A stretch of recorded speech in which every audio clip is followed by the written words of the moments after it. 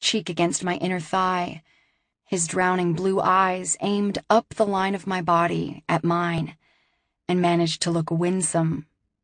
I shut my eyes and stroked his hair. I was having a battle with myself, feeling too emotional, wanting to tamp it down, to reprimand the part of me that lived for this, that thought my entire reason for existing was wrapped up in it. In the end, emotion won, aided by sensation. He was licking his way up my stomach, nuzzling, kissing, touching everything with his fingertips, like he would memorize me, though I knew he'd burned every detail of me into his brain a very long time ago. This was just a refresher course. By the time his mouth made its way to mine, I was near incoherent with need again. He raised his upper body over me, bracing with his arms, his lower body pressed against me, staring down at me. The look on his face then was hard to describe. His blue eyes were filled with a dark light. There was desire, yes, hunger, of a certainty, but also there was disbelief, reverence, hope, fear, so much fear. But above all, there was need. It was like the sun, so brilliant it was blinding. I wondered what he saw in my eyes at that moment, if my desperation was as transparent as his. God, I hope not. It was too much just having to witness his. Overkill. He took me with ferocious delight, reveling in me, our hands clutching, every finger intertwined. He drove in and out of me with fast, solid strokes, kissing me, then pulling back, his eyes delving into my soul as his body plundered mine, then kissing me, again and again. In spite of my better judgment, if I had such a thing, I didn't hold back any more than he did, taking fervent joy in every touch, every contact, every possession, physical, spiritual. When I came, it was with our eyes locked and his name on my lips like an invocation. My name on his lips was more like a prayer. I thought I was finished, vanquished, filled up, satiated, but he was far from done with me. He was indefatigable, insatiable, a tireless machine. This had been the nature of our separation. It was always a flood or a drought for us. I wondered if we'd ever get past that. Certainly not today. We had ourselves a lazy morning. I was off until the next evening, and Dante's schedule seemed to be completely aimless. Eventually, we had to eat. He was the first one to scrounge up the energy to rise from the bed. My smitten eyes were all over him. He was naked, prowling the room on his way to the closet. I just lay there, enjoying the view. The symmetry and grace of his body would never get old for me. It took a bit of effort on his part, but he did talk me out of bed. It was a strange turn. Usually he only ever talked me into it. We had croissants and coffee outside in the sun. The house had a heavy amount of decking, all of it private. We ate silently for a time, and I studied him to my heart's content. It wasn't always noticeable, the strange mixture of color in his eyes, but as the late morning sun hit them, the blue came alive like a flame, and another color, a rogue little circle of gold around his iris, was revealed. There were 3 colors, if you looked closely. That strange gold around the middle, an almost pale aquamarine that bled into a darker blue at the outer edges. They reminded me of where sea met sand, but they were deep, drowning, deep, ocean blue. God, I was a sucker for his eyes. I realized right then just how much I'd missed such a simple thing as looking at him without restraint, without artifice, without hiding what I was feeling as much as I possibly could.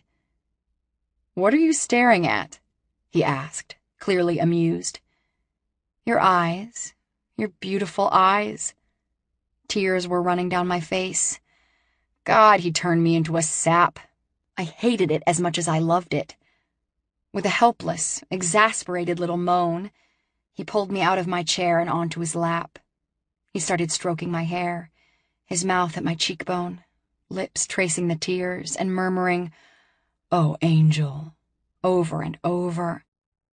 After some time, I found my composure again, and we went back to acting like things were normal and okay, because we were both starving enough to eat that lie. "I know why you love to act," Dante told me. He was distracting me from heavy with light. "I crave the escape. I long for it." He nodded. He had known. "Who do you want to be right now?" Right now? Myself. It was sad how floored I was by that, and a little exasperating how every subject seemed to be an emotional landmine if you spent any time at all treading over it. I had more questions for him, of course I did, but I had no urge to ask them. More truths could come later. I needed to keep some of my fiction for a time. There's only so much a heart can take. Also, the deeper I delved with him, the more inevitable it would be that he began to do some delving of his own, and I did not want that. It went beyond want. I could not take it. "You have to find a cover story for where you're at when you're with me," he told me later that night. That was easy. "Anton will be my cover." I watched as his face went stiff, something dreadful and cruel crawling across it. Jealousy, of course. I watched his lips purse. I swear the more mean his mouth twisted, the handsomer he was. It was out of hand. I squirmed in my seat. "Not him," he said, tone hard. "You'll break it off with him, of course. I don't want you to stay tied to him for any reason, not even as an excuse." There was nothing going on between me and Anton. Never has been. I saw his face. "I was messing with you. Again." I caught his expression. "I don't know how you can be surprised. I'm not going to say it's your fault that I did it, but you made it too easy. Irresistible for me. And do you have any clue how angry I was?" "That hurt," he said simply. Yes, it did. I agreed, just as simply. And Anton's perfect as a cover, if I need one. No one ever wants to believe that we really are just friends. His mouth twisted bitterly. "That's understandable. You are a very convincing couple." "I told you we are strictly friends." "You think that doesn't make me jealous too? I see how close you are." "Would you rather I not have had anybody when I didn't have you? Did you want me to be alone?" I saw I'd gone too far, as I tended to. I corrected the behavior with a quick and necessary subject change. "What do I need the cover for, anyway? Is your mother having me followed?" "Worse and better." I cocked my head to the side. "How so?" "You've been living with one of her spies." "Excuse me?" I asked him slowly, carefully, as though the way it came out might affect the answer. "My mother has had someone close to you for quite some time. She knows things that only one of your roommates could know, so we have to be very careful. All of your living habits are reported to her. That's why you still have to stay there some nights. Why you have to have a cover for the nights that you spend with me. It could be worse. At least they're all gone half the week with work." It could be worse. I gave him a look of accusing bafflement. "One of my closest friends has been betraying me to your mother?" He sucked in a breath, punched it out, and said, "Yes, I'm afraid so. Any clue which one it might be?" I shook my head. I only knew one thing. No matter which one it was, if he was right, it would hurt like hell when I figured it out. And in the meantime, there was the hurt of doubting 3 women who had each come to mean the world to me in their own ways. Farah, who made me laugh every day, rain or shine. Demi, who made my heart lighter and less cynical. Or Leona, who had taught me what it meant to have girlfriends, to need them, to know the power of being supported by other women. It was only after a while that I realized Dante and I had been staring at each other. His expression mirrored mine exactly, a moment of perfect understanding that I'd only ever had with him, where I realized that we were taking the same information and doing the same pragmatic thing with it processing it identically. His mouth twisted up bitterly, but his eyes were affectionate on me, and I realized he'd just come to the same conclusion. It was just another thing I'd made myself forget. The way we dissected life, with a razor-sharp cynicism that held just the perfect amount of shining optimism peppered in. Who else could ever love that about me the way he did? What was a partner, if not someone who made you feel less alone in the universe, someone who validated your existence just by understanding you completely and loving you anyway? Jesus, I was in trouble. "Just be careful," he finally said. "You can't let any of them know that you suspect them. You have to behave as if each one is the culprit." I hated that, hated it, but I knew he was right. It was too much to risk if he was that certain one of them was spying on me. "We'll know who it is soon enough," he continued. "If they're on my mother's payroll to spy on you, they'll be quitting the airline job soon. Adelaide wouldn't be satisfied with a part-timer." "It can't be Leona," I said finally. "She and I go too far back." "I'd say she's the least likely, but better to be safe. Like I said, we'll know soon enough." Chapter 25. Love is born into every human being. It calls back the halves of our original nature together. It tries to make one out of two and heal the wound of human nature. Plato. "I'm home," I called out as I closed the massive front door behind me. My voice seemed to echo through an empty house. It was surreal to be doing this, to be coming home to Dante. If you'd asked me just weeks ago if there was a possibility that I'd be shacking up with the bastard, I would have never even entertained the notion. I hadn't seen him for more than brief stretches, stolen moments for the past 3 days. My roommates had been off work, and that, combined with 14 hours of shooting each day, meant there'd been almost no spare time. I missed him like it had been months, not days. My friends were off on another trip, and I rushed to him the first possible second I could. It was truly getting out of hand. "Dante?" I called out loudly, thinking for a brief moment that he wasn't there. But he emerged a few seconds later, from a hallway to the right that I hadn't even noticed before. I really needed to get a tour of the place. I eyed him. He was shirtless, wearing nothing but a pair of athletic shorts and running shoes. He was holding both of his hands behind his back in a strange way, but I didn't notice the strangeness so much as the way it made his glistening muscles jump and skitter under his deliciously tanned skin. "You've been out running," I observed. He bit his lip and nodded. He looked like he was trying to hold in a laugh. It made my heart feel light to see that smile. God, how had I survived even one day without it? "Do you not have a job of some sort?" I asked him. Last I'd heard, he, predictably, worked for the Durant department store chain. He was the heir apparent to the family fortune and one of the biggest shareholders. He was filthy rich, so I supposed he could just spend his days playing around. But even in college, he'd always worked for and with his family. "I'm taking some time off. Leo is giving me shit for it, but I don't give a damn. I'll go back soon enough." "And you'll be able to do it? From LA? "Yes, but enough about that. Aren't you curious about your surprise?" I'd completely forgotten. He'd said something about a surprise the day before. I gave him a probing look. So that's why he had his hands behind his back. He was holding something. "You know I hate surprises, right? In my life, they had rarely been a good thing." "I know you do, but I guarantee you'll like this one." "It must be shoe porn, then." "Shoes were always a good surprise." He laughed, eyes twinkling at me. My heart did a slow turn in my suddenly warm chest. His laugh was like the first cup of coffee in the morning, warm and rich and exactly what I needed, exactly when I needed it. And God, did I need it.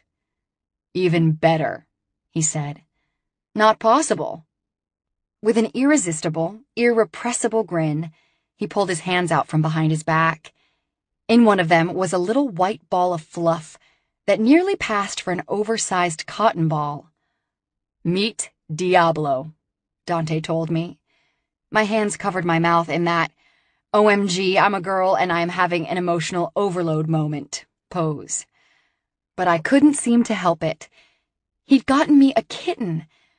It was so perfect and thoughtful and reminiscent of old times that my eyes teared up as I scooped the little treasure out of his hand, cradling it to my chest. Beautiful blue eyes blinked up at me. I thought the kitten was white, but it was really a sandy color, with gray on its nose, ears, and paws.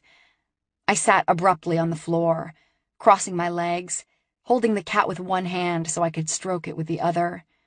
When I had it purring, I beamed up at Dante. "How did you know?" His eyes were soft enough to melt me. "That you love cats? You always did. And all of the cat t-shirts gave me the idea." "Is it a boy or a girl?" I asked him. I was lying on the ground now, playing with its paws. "Girl." "A girl named Diablo? You're questioning that a girl could be the devil? That is rich." I hid my smile in Diablo's fluff. The man had a point. I had a 3-day break from shooting the film. I brought Amos over, and we played house with childish abandon, doting on our new kitten like she was our child. We were at a dangerous place then, he and I, where though I'd forgotten nothing, not a one of his sins, and certainly not one of mine, they weren't crushing my mood into blackness as they usually did, as it was their job to do when he was this deep into my head. "We're becoming one of those couples that we would make fun of," I told him the second day. We were in the backyard, making pet videos of all the adorable interactions between Amos and Diablo. "Joke's on you," Dante said with a soft smile. "We always were." The time with Dante was good for me in a lot of fundamental ways. That was a fact. But always, running under our time together, over it, through it, was a bittersweet current of fear. This was not permanent. This was stolen time. I'd steal it again, take everything I could, because it was right. We were right together. He'd said it best. Apart, we were not ourselves. We only ever made sense together. But no length of stolen time, no amount of righteousness, could change the past or the future. "What's the plan here?" I asked him on the 3rd day. It had started as a small wait, but as these things went, it became bigger the longer I didn't address it. "Are we just going to hide from Adelaide forever?" We were in the kitchen, cleaning up after dinner. He turned to look at me head-on as he replied, "For now, yes. For however long is necessary. I'm working with Bastian on trying to get some dirt on her, some leverage for counter-blackmail." I smirked at the counter-blackmail. It was so Durant it hurt, the manipulative bastards. "But until we have something that will ruin her beyond a shadow of a doubt, she's always going to have the upper hand. That is a fact." It all felt so hopeless all of a sudden that I couldn't keep it in. "You know we're being foolish. Nothing has changed, not really. You and I are still hopeless. I should just stay away from you. If I were smart, I would." That set him off. Nostrils flaring, eyes flashing. He stepped right into my personal space, so I had to look up to meet his eyes. I'd done it now. "Oh yes, your incredible restraint. Don't remind me. You think I need to be reminded? That restraint breathes down my neck every minute of every day. You could stay the hell away from me indefinitely. I'm well aware. But what if I can't let you? What if I'm sick to death of trying?" My heart was pounding, eyes devouring his passionate expression. Sometimes I felt I could feed on his rage alone. It was sick and twisted and irresistible. "Sooner or later, we all have to pay for our sins," I said softly. He shook his head. "No, that's not where this is heading. No, I won't allow it." He said it like he meant it, with absolute inflexibility. I tried to find comfort in that. Chapter 26. What matters most is how well you walk through the fire. Charles Bukowski. Past. Scarlet. Harris didn't take me to the station. He took me back to my grandma's trailer, which he knew would be vacant. He dragged me, kicking and screaming, inside. It was like a switch in my brain that I couldn't turn off. I'd fight him until he decided I was more trouble than I was worth. I'd fight him until he killed me. I scratched him until he bled. On the arms, on his face. I went for his eyes and almost got one. I bit him on the neck and wouldn't let go. I tasted blood and wondered if I was close to his jugular. I ripped chunks of his flesh out with my teeth, but it still didn't slow him. Finally, he clocked me on the back of the head, and the world went black. I came to tied spread eagle on my bed. I was naked. The first thing I saw was my bedside clock. 11:23. It's only 11:23, I thought. Not even an entire period has passed since he took me from school. It seemed impossible that it was still so early. I kept my eyes glued to that clock for 4 solid hours. The ropes were so tight that I couldn't shift even an inch to fight him. I'd never been good at escaping into my own mind, at finding any sort of distance from the things that torment me. But I tried. I tried to reach for some kind of solace, somewhere in my being, and found none. For the first bit, I held onto a tiny grain of hope. Maybe it wouldn't go that far. Maybe he wouldn't take it that next step, or the next, or the next. And most wretched and unfair of all, perhaps Dante will come bursting through the door at any moment. Somehow he'll sense what's happening to me, that his angel is being damaged beyond all repair. Somehow he'll rescue me. By the first half hour, my eyes still glued to that clock. I gave up all hope of that. I'm not sure why the words came to my brain then, but they did. Graham had once told me that God answers all prayers. I worshipped Graham, but I had not agreed. In fact, I was skeptical of God in general. But just then, I was desperate enough to try. I prayed. With an anguished heart, I prayed. Maybe God does answer all prayers. I really can't say. But if he does, sometimes the answer is no. I won't help you out of this. And so it was. No one helped me. No one stopped it. No force of nature lessened the horror or the pain of it. No act of God cut it short. It went on until Harris was finished, and I'd lost what little faith I had that there could be some benevolent force watching over me. And all throughout, I wouldn't look at him, though he wanted me to, ordered me to. He started slapping me when I refused, then pinching me, twisting my flesh, biting me hard. He changed tactics and pleaded for me to look at him. I still wouldn't do it. He started punching me in the stomach. I still wouldn't look at him, and I swore I wouldn't cry for him either. But tears had been seeping steadily down my face since he'd first begun.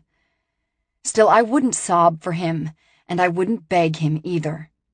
He started screaming in my face, "Look at me, look at me," over and over. No matter what he did, no matter how angry it made him, I would not look at him. I kept my eyes on that clock. I didn't fear punishment. What was worse than what he was already doing? He could beat me, he could kill me. Somewhere around hour number 2, in fact, I wanted him to. At hour 3, I begged him to. "Don't be silly," he panted into my ear, back on top of me again. "I'm nowhere near finished with you. Trust me, you'll learn to like this." I stopped begging and tried to think of something, anything else, but I quickly stopped. I didn't want to taint any of my good memories with this, and the nightmare I was trapped in now, was bad enough without adding to it. When he was done with me, for some reason I cannot fathom, and I go back to it often, he untied me. I tried to get my bruised, overused body to sit up.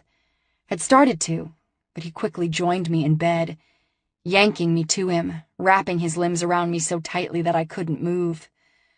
"Shh, go to sleep, dear girl," he told me, and promptly passed out. As soon as his body went limp, I slipped from the bed. I tried to move quietly from the room, but I was trembling so powerfully that I was sure the sound of it would wake him up with every limping step I took. I saw his gun, but it was close by the bed, close to him, and I couldn't make myself move toward him.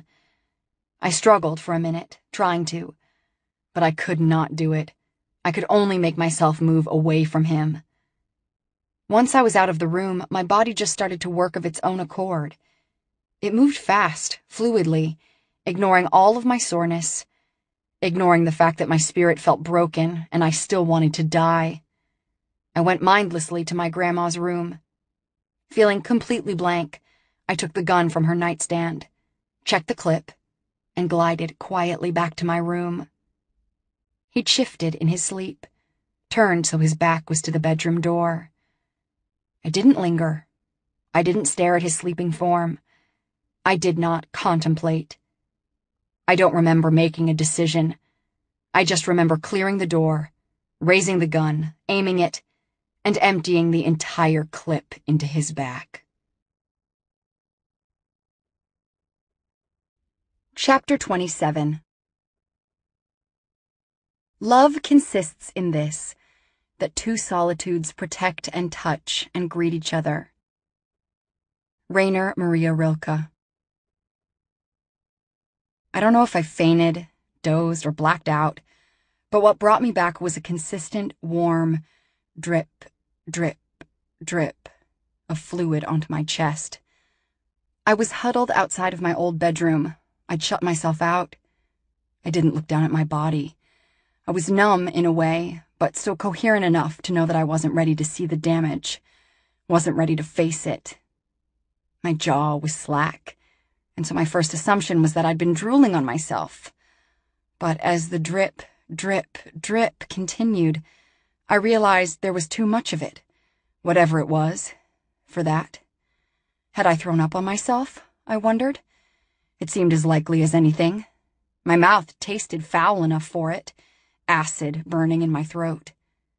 I kept my eyes trained straight ahead, at the stained yellow wall in front of me, as I took a shaking hand and wiped my chin. I held it up all the way to eye level, not lowering my gaze even an inch to see what it was. Red. So much red. But as I saw it, I was not completely surprised. I felt at my lips, and to this day I wonder, I honestly have no recollection, which one of us had ravaged them, bit them bloody.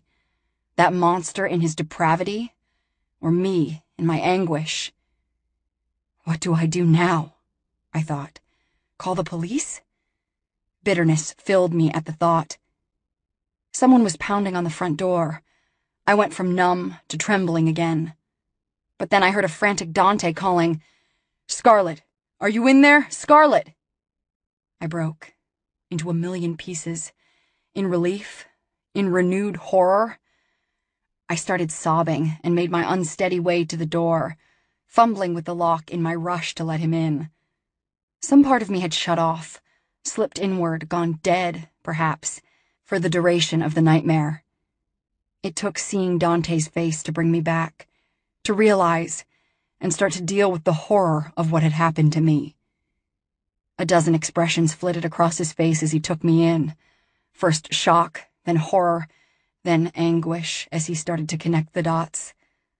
I looked down at myself. I was naked, which I'd as good as forgotten, but that wasn't the worst of it.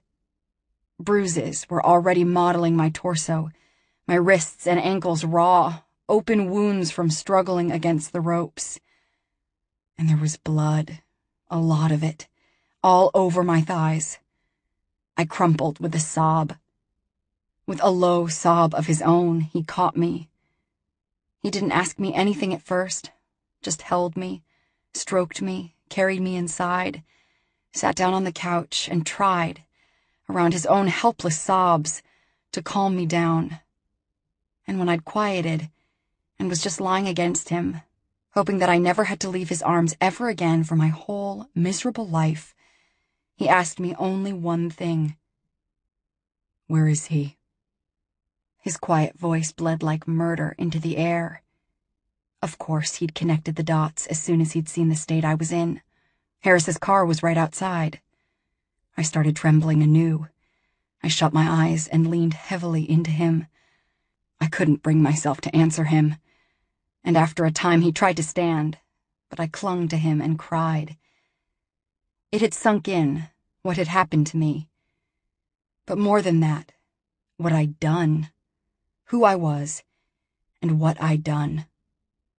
Eventually he had to pick me up and take me with him. I didn't make it easy for him to search my grandma's house, but at least there wasn't much to search.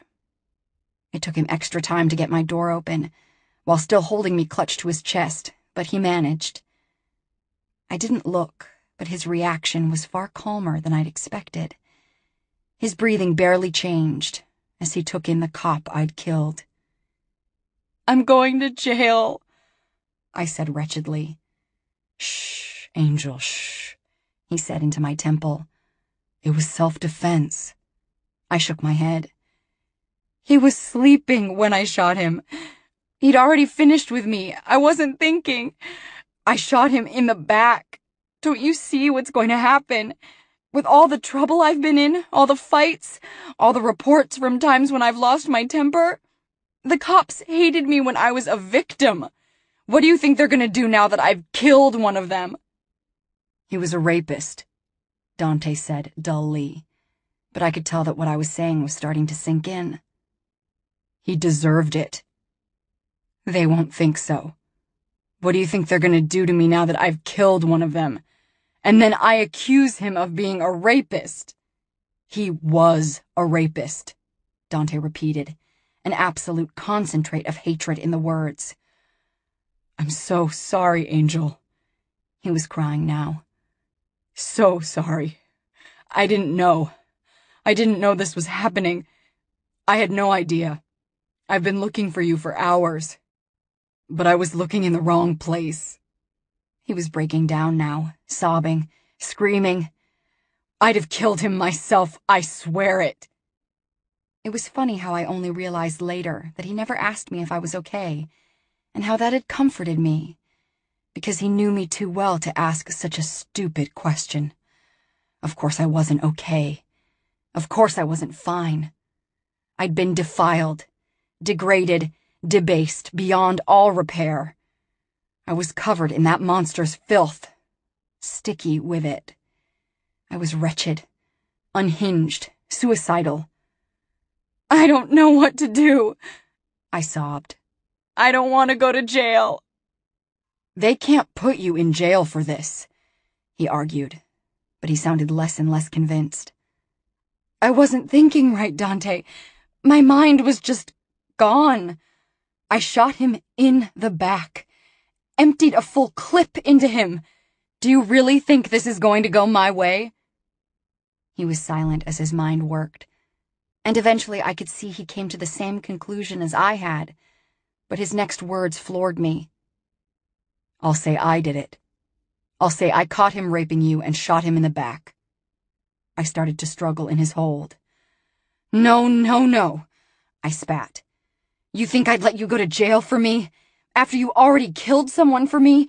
You think I'd do that? And with your record, do you think it could end any other way?" "Don't be like that. I can take this hit. Graham will get me the best lawyer out there. It'll be fine." I kept shaking my head. "No, never.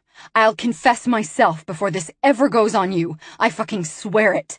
I won't let you take this on yourself." He took a few deep breaths. He was thinking, I could tell, his mind racing, trying to figure out what to do. "Does anyone know he brought you here?" he asked, finally. "I don't think so. People saw him take me out of school, but not to come here." He lured me into his car by saying he needed to talk to me at the station. He planned this, Dante said slowly, the pain in his voice excruciating to me. He planned out a rape, and he's a cop. What are the odds he didn't cover his own tracks? What are the odds there is a soul on this earth that knows he was bringing you here? I studied him, feeling hope for the first time at what I saw. What should we do? I asked him. He looked down at me, bent, and gave me a very careful kiss. You don't have to do anything, Angel. I'll take care of it. Do you think you can shower by yourself? It was pathetic, but I shook my head. I didn't think I could walk across the room by myself. Okay, that's just fine. I'll help you. We'll get this sorted out, I promise. No one's going to hurt you again, and no one is going to take your freedom. I swear it. I believed him, had absolute faith in everything he'd said. He showered with me. He was very tentative, after what I'd been through, to get naked in front of me, so he showered with his boxers still on. I couldn't even wash myself. I made him do it. He was excruciatingly tender as he lathered me up, head to toe, rinsed me off, then did it again. We both cried like babies, in great, heaving, helpless sobs, when he washed the blood off my thighs.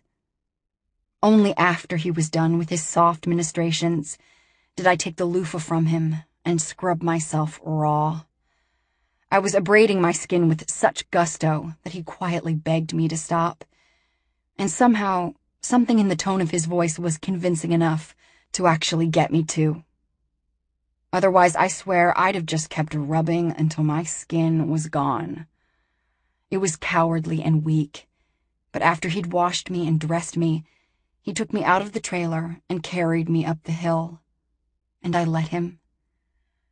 Aren't we going to... I asked him. I'm going to get you settled in your room at Graham's. You need to rest and not worry about anything other than that. Do you understand?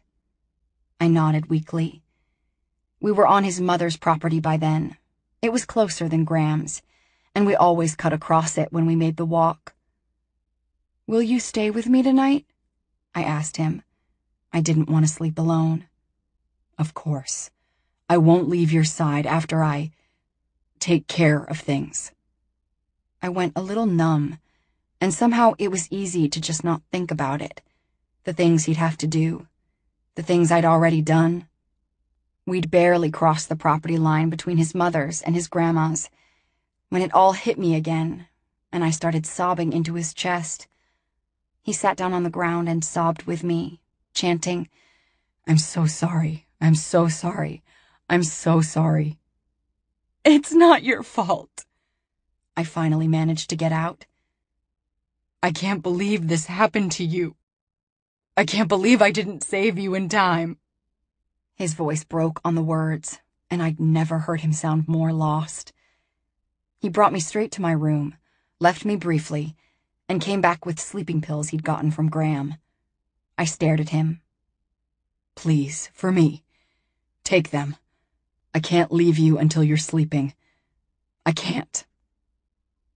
I took them. When I came to, it was dark out, but my bedside lamp was on. Dante had pulled a chair up and was sitting at my side. He was staring straight ahead. I shivered at the look in his eyes. That caught his attention, and his gaze cleared, black nightmares turning to concern as he studied my face. What can I do? He asked me. Again, he didn't ask me if I was okay. Hold me, I said, and started crying again. The worst kind of tears, because they were only for me. Purest self-pity. He crawled into bed with me fully clothed and wrapped himself around me. Did you... I finally asked him. Everything is handled. If the police ever ask you about it, and they likely will at some point, you need to plead complete ignorance. They'll catch on that you might have been the last one to see him, because he took you out of school. But you tell them that he asked you a few questions and dropped you off at Graham's, okay? He dropped you off at Graham's at around 11 a.m. Graham will corroborate your story. He left you here at 11, and you know nothing else about it. Okay. Does Graham know? Graham knows everything. I needed her help, and she's your alibi. Also, we needed a very discreet doctor to examine you, and I didn't know any myself. I coiled in on myself. A doctor to examine me? It sounded awful.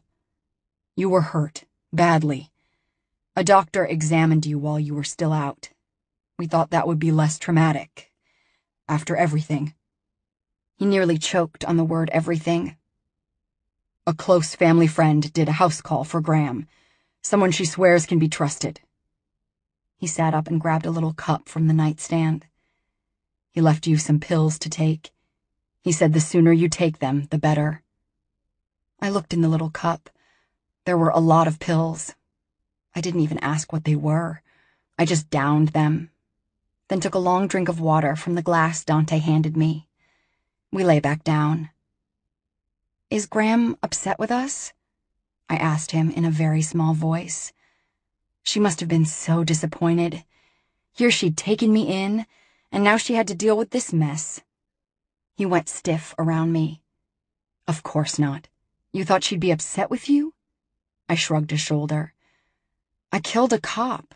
I made you, I don't even know what, get rid of the body? I'm nothing but trouble. Stop it. None of this was you. She's sad about it. Very sad. The way he said it, the way his voice cracked on the words, made it clear she wasn't the only one that was sad. But of course she doesn't blame you. Do you think they'll ever find the body? I asked him. He was silent for a long time then. I don't. And I don't think you need to know anything else about it. It's taken care of, okay? You trust me, right? I did. Completely and utterly. Chapter 28. Love doesn't make the world go round. Love is what makes the ride worthwhile. Franklin P. Jones. Present. Scarlet. I was wearing nothing but some pasties up top and a bare strip down south, simulating sex with a guy I wouldn't have let so much as kiss my feet if a camera weren't rolling. Meanwhile, somewhere deep down, I was questioning my career choices. I tried to get lost in the role, to put just the right touch of vulnerable passion into my expression. I was always the epitome of nonchalant about the racy scenes, the nudity, all of it, because I was determined to be a professional, particularly about this. Some of it was pure brassy nerve, the part of me always making up for the fact that I had been a victim once. Overcompensation as I tried to convince myself that I never would be again. Deep-seated and hidden just as well was how this elicited something ugly in me, how letting someone who I hadn't chosen and did not want put their hands on me made me feel unclean, sticky with an old filth that would not wash off. There was even a physical pain that it triggered, a sharp stab, almost like a menstrual cramp, but more acute and lower, that only came up when I kicked this particular internal hornet's nest. I'd never say it, though, or show it. I was determined to be a pro to the end, especially about this. And I'd been good. Great. Compared to my co-star, I'd been a hell of a professional. But it was too much. Currently, he was poised over me, grinding his relentless erection into my hip for about the 1,000th time. Suddenly, I couldn't take it. Couldn't be tough and nonchalant about it for one more second.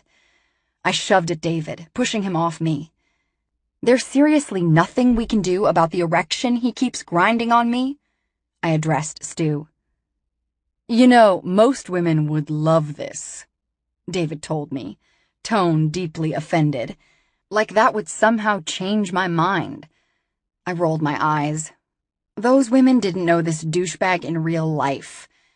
It was amazing how unattractive a mind could be, even if it was wrapped in a sexy-as-hell shell. We'd been at it for going on 14 hours, take after take, with small breaks that didn't let us get far from set. I was tired. The night before had been my first at Dante's house in 4 days. We hadn't slept much. No rest for the wicked. But it was more than lack of sleep that had me upset enough to pull a diva moment. I'd been dreading this scene, this interaction from the get-go, and the fact that it was all worse than I'd been anticipating was not helping. Stu called cut and came to stand by the bed. I sat up. One of the assistants brought me a robe, and I thanked him while shrugging it on. My eyes were on my director all the while. I was expecting to get an earful. He looked back and forth between David and me several times, pursing his mouth. "This isn't working. I just assumed it would. I figured when I casted you two." He waved a hand, vaguely indicating our bodies. "I just figured playing up the sex would be a no-brainer. But I don't like it. I think we should do something with subtlety." I was so relieved that I wanted to cry, but I hid it, just nodding agreement. He wound up rewriting the entire scene. It ended with me taking my top off and fading to black. I was reassured that all he planned to show was some heavy side boob. I actually had no problem with nudity. I just didn't. It was the touching wall nude that I couldn't get past, or at least not easily. The next time Stu called a break, I found Dante in my trailer. He was lounging on the sofa, phone to his ear. He wasn't one to sit idle, so he'd started working again the week before. He smiled when he saw me, holding up his index finger. I just nodded and went for coffee. I listened almost absent-mindedly to his side of the conversation, and when I realized he was dealing not with day-to-day Durant department store business, but with Graham's much-beloved charity, I went warmer inside. The day suddenly felt less dark. Of course he would do that. Continue her work. Make her proud. I was stirring the sugar into my cup when Dante pressed up behind me. He was still on the phone, and I hadn't realized he was moving close. I jumped about a foot. He slipped his free hand into my robe, running his palm over my breast. The pasty seemed to give him pause, and he fingered it briefly before he felt his way to the other one. That got a quicker check before his hand snaked down, feeling between my legs. I shrugged him off, moving away. I didn't want him to touch me before I'd showered the feel of douchebag David away. I went into the bathroom and locked the door. I washed myself repeatedly, but I still didn't feel clean. When I finally emerged, he was done with his call. He got one look at my face, and he seemed to know. I felt like a child as he cradled me on his lap and tried to comfort me. But this was just the way of us. We'd always been too much to each other, filled too many roles. We didn't know any other way. "No part, no career is worth doing this to yourself," he finally said. "I'll be fine," I protested. "And what about me?" I pulled away, tipping my head back to look at him. "What about you? Can you handle this?" "I'm dealing with it. I know you've wanted this since you were 14, and the last thing I'm going to do is stand in your way. I'm not going to lie, I hate this part of it. The idea of anyone seeing you, of your co-star touching you, it all makes me insane. But I can't stand in your way. This is your dream, and I'll support it, even the parts that I can't stand." "The worst is over," I reassured him. I understood the jealousy, the possessiveness. I could hardly fault him for it. I wasn't sure what I'd do if Dante's job consisted of touching other women for any reason. It was a touchy subject all around. "You were working on Graham's charity when I walked in, weren't you?" I asked him, though I knew the answer. "Yes, I've always been involved in the Vivian Durant project, but I'm particularly invested now that you've made me sink your entire inheritance into the endeavor. I plan to see that money work miracles." I froze. "What the hell are you talking about? I don't have an inheritance." He sighed loud enough to jostle me against his chest. It was part resignation, part exasperation. Well, Graham left you $8 million, and you told me to give it to her charity. I figured since you never even let me finish talking about it, that you meant what you said, so I damn well did it. I was blinking, trying not to cry, trying not to fall apart. She really did that? She left that to me? He made a noise in his throat that rumbled through him, hard enough that I could feel every intense reverberation, his hand stroking over my hair, over and over. Of course she did, Angel. She thought of you as family. It was in her will for years before she passed. By the way, I have about 100 papers for you to sign, when you feel up to it. Joy. Yes, joy fluttered through me. Not because of the money. I'd meant it when I said I didn't want it, that I wanted it donated. No, again, I wasn't crazy, and prior to my recent starring role, I'd been pretty close to broke. But I could not take money I had not earned, money that came from losing her. I wanted every cent to go to the charity she'd been so involved and passionate about. But the idea of it, the gesture, meant everything to me. She really had thought of me like family. So much so, she'd stood by the sentiment to the very end. Did Adelaide get her house? I asked. A part of me didn't want to know. I was positive that Graham wouldn't have left it to her, but I also knew that Adelaide had her ways. I figured she'd have strong-armed Leo for it by now. Dante said. It was half laugh, half snort. Not quite. Graham left her nothing, not a cent. The rest of us expected it, but Adelaide was furious. She's still on a warpath. It's been ugly. I whistled. I could not even imagine. Adelaide was wrathful when it came to even the smallest slight. She'd once terrorized a woman into moving out of town just because she didn't like where she'd been seated at a wedding. Being left out of the will for a payout she'd expected her entire adult life? It frightened me a bit just to contemplate the destruction she must have wreaked. My God, that is some justice, I said reverently, my mind on how much I still worshipped Graham. Time will tell if it will stick, though Leo has been holding his own more than usual. Let me know how it turns out. Oh, I will. Believe me, I will. My phone dinged a text at me, and I checked it, assuming it was an alert to get back on set. It was not. It was a message from Farah. I showed it to Dante. Farah/sexy-ass bitch. I just put in my 2 weeks at the airline. I'm over it. It's no fun without you. Shopping day soon. XOXO. Well, I guess we have our spy. His tone was resigned, but almost pleased. He was relieved to finally know. I wasn't sure what to feel. Chapter 29. Being in love shows a person who he should be. Anton Chekhov. Past. Scarlet. I thought I was fine at first. I pretended, even convinced myself that I'd bounced right back, returning to school as soon as I could, acting as though nothing had happened, talking about it to no one, not even the people I could talk about it with. But I was not fine. Every day I got up, it felt harder. It was a struggle to shower, to put on clothes, to eat, to do anything but sleep, or lie in bed and wish I were sleeping. Wish for something more permanent. It affected me in strange ways. My stutter disappeared almost completely. I had almost no problem ignoring insults from the usual bullies. That sort of thing just rolled off me. I started trying harder in school, not because I liked it or because I felt better, but because I wanted to finish and leave.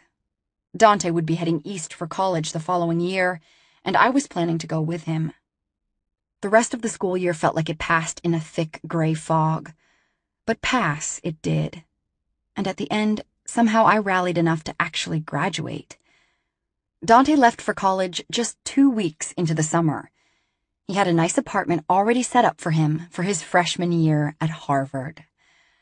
I went with him because I could not conceive of doing anything else. It felt wrong right away.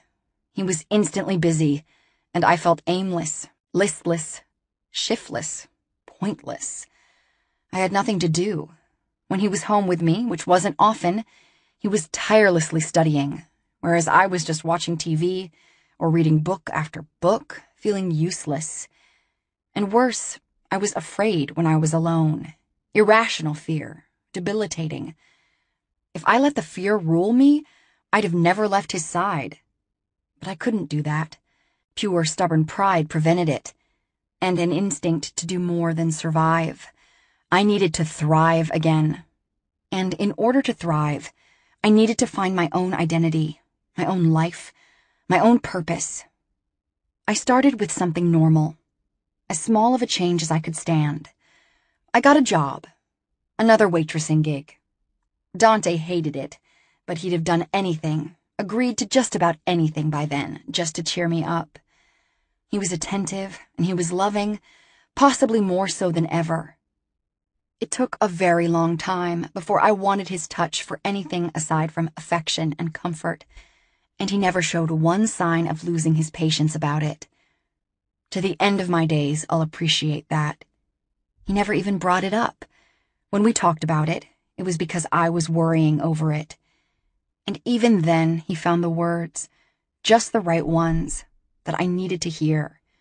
The only ones that helped. "This is not about me," he told me tenderly, "and what my body asks from yours. This is about you and what you need. I need to be what you need. That's all that matters right now. The rest will come later. We have time. All that you require.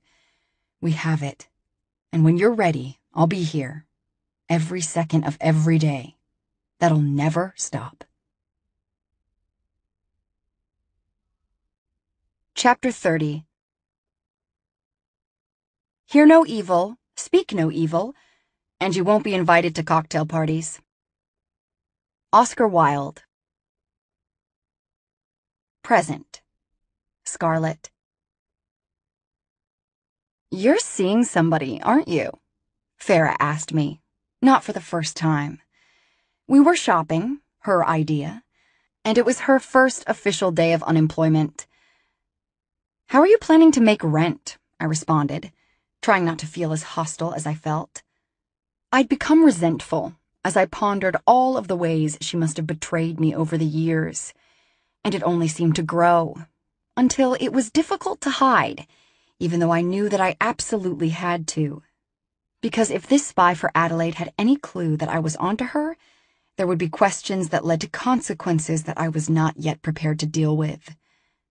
"Waitressing, every role I can find, the usual. They assigned the crew a new lead when you left. She was beastly. I just couldn't take it, so I quit. I bet Leona and Demi won't be far behind." We were on the hunt for a new sexy little dress for Farah's hot date that night. It was really just an excuse to shop. Farah always had a hot date, and enough sexy little dresses to cover it, I was sure. I was helping her because she'd asked. It was my day off, and I was trying to act how I normally would. Normal me rarely said no to shopping. We'd been at it for a few hours, and Farah had circled back to the same question 5 times. I knew she wasn't going to let it go, and I knew why. Now that I was looking at her with nothing but suspicion, it occurred to me that she was always asking me too many questions. Always curious, prying, nosy, with friendly nudges about everything in my life that I'd always just thought was part of her outgoing personality. I tried to behave as if I didn't know how she'd hurt me, and found every good memory I'd ever had with her had turned sour. Some part of me, the part that gave too much of myself to friendships, was still trying to make excuses for her. Maybe she needed the money. I had no doubts Adelaide could afford to pay well. Maybe she'd agreed to spy before she'd known me, and maybe she didn't share everything with Adelaide. Maybe she'd come to care for me. Maybe she felt bad about what she was doing. When I wasn't making excuses, I was still trying to deny what was becoming more apparent, more undeniable with every exchange. But even I could only rely on denial for so long. "Come on," Farah nudged me playfully as we sifted through dresses. "Who is he? Dish it." I sent her a weak smile and tried to lie convincingly, though I had no energy for it. "Me and Anton, but listen, it's nothing serious. We're just killing some time. It's not worth going on about." I could tell that wasn't the answer she'd expected, and she gave me a strange, probing stare for it, but at least it got her to drop the subject. We were done and driving home before she brought it up again. "Does Demi know you're hooking up with Anton?" she asked me, tone careful. I thought it was a strange question, but I was preoccupied, so I just said, "No, like I said, it's not a big deal." The irony was I'd been avoiding Anton lately. He'd always been an overprotective friend, and I knew he'd never understand that I was currently shacking up part-time with the enemy. I barely understood it myself. When we arrived home, I went straight to my room and locked myself in. Since I'd found out there was a spy amongst my roommates, I'd come to hate the apartment. I felt trapped there whenever I had to stay, because it was simply not a choice anymore. On top of that, I felt like I was being watched all the time, that everything I did would be noticed and reported to someone I'd despised my whole life. All of that was bad enough, but add to it my pathetic heart, my incessant, weak longing for all the time I was missing with Dante. Hadn't we missed enough? And it was damn near torturous to put in time at the home I'd once found comfort in. I'd pilfered several soft white shirts of Dante's to sleep in, and like a deranged addict, I made sure that they smelled like him. I wanted reminders of him even when I slept. Needed them. Needed, when I woke up in a panic alone, to have some sort of proof that I wasn't still existing in that old hell where he was completely lost to me. It used to be that when he was away, I could talk myself out of him. We'd gotten way past that point. It was scary how attached I'd become in such a short time. If I was honest with myself, though, and sometimes I was, we'd never really been unattached, not even at the worst of it. I'd hacked at that attachment with a machete more times than I could count, but that didn't mean I'd severed it. Far from it, obviously. I had just changed into one of my stalker tees when the doorbell rang. I went to get it myself. If it was someone for me, I preferred to beat Farah to it. I'd become almost obsessive about keeping as much as I could private from her. No such luck. She hit the entryway just a beat behind me, which was not good. I opened the door to find a tired-looking Bastian. He glanced behind me at Farah, then back to me. "Have time for a cup of coffee?" He cleared his throat. "Down the street?" "I do," I said without hesitating. I didn't want Farah to overhear one word of whatever he had to say. I stomped into some Toms and left the house as is, baggy t-shirt, cut-off shorts, and all. "Mind if I join you?" Farah asked behind me, sounding frankly curious. Nosy. How had I not seen her for what she was before? It was so obvious to me the longer I knew the truth. She wasn't really even trying to fool me. "Sorry, but we need a bit of privacy," Bastian replied, because he didn't know who or what she was. This is going to blow up in my face, I thought, as we shut the door on her.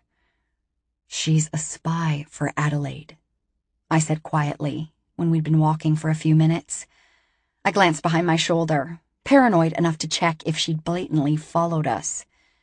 "Your roommate?" "Yes, it goes way back, apparently. Trust me, I was as shocked as you are. But Farah doesn't know I'm on to her. I'm trying my hardest to keep it that way." "Dante told you," he observed, tone neutral. He didn't know, or at least I doubted that he did, that Dante and I had started playing house again. He did. I guess Adelaide has been getting information about my day-to-day life that only someone living with me could have known. Farah unwittingly outed herself as the one that must be doing it a few days ago. It hasn't been fun, let me tell you. I can imagine, he said, tone so warm and sympathetic that it made me shiver. If the Durant men could bottle their voices and sell it, they'd be rich. Oh, wait. You know Adelaide hates me, obviously, he continued. She despises all of Leo's bastards, but the loathing she has for you is on another level. Don't you find it strange? We were still walking, side by side, but I managed to send him an eloquent look out of the corner of my eye. She always has. But then again, I've always been in love with her only son, so maybe it's just that simple. It had to be her worst nightmare, him falling for the town trash. No one got the joke more than I did. The town's golden boy and its trash can girl had never made sense to anyone but us. My God, when I think of what she's done to you two. You were always so attached to each other. It was apparent. He's been in love with you since the first time I met him. I think he was 10. That she found a way to poison something like that shit is evil. That was certainly an apt description of Adelaide. You know, he continued, tone lightening, Dante and I have been talking a lot lately. We have some common ground now. We're even working together to try to get to the bottom of some of Adelaide's schemes. But there's one thing he won't budge on. He seemed to be waiting for me to say something, but I just kept walking in silence. I didn't want to bring up anything I didn't have to. No matter how I pry, he eventually forged ahead. How much it would help if I knew. He will not tell me what she's blackmailing him for. Ah, that. I wasn't surprised. Of course Dante wouldn't share that with anyone. It wasn't his secret to tell. It was mine. My knight-errant had been brought low with his only weakness. Me. It was so glaringly obvious that I couldn't believe I'd allowed myself to miss it for so long. Even Bastian seemed to catch on without effort. I figure it's something about you. Something you did. He's been protecting you, hasn't he? I stopped walking, eyes shut tight. God, it hurt. A new pain. Worse even than the old one. When he started talking again, I made myself open my eyes and meet his. Let's look at it simply. You and I can figure this out, with or without Dante's help. Obviously, we can't know what she has on you or him. All we can do is assume she has everything. We have to think in worst-case scenarios. So tell me, Scarlett, what's your deepest, darkest secret? I shook my head, blank eyes staring straight ahead. You don't even want to know. I could see him out of the corner of my eye. He was wearing a small smile, trying to lighten the mood. How bad could it be? I turned my head and met his eyes steadily. You don't even want to know, I repeated, because it was the truth. What? Did you kill somebody? He was clearly joking, but my reaction was not a joke.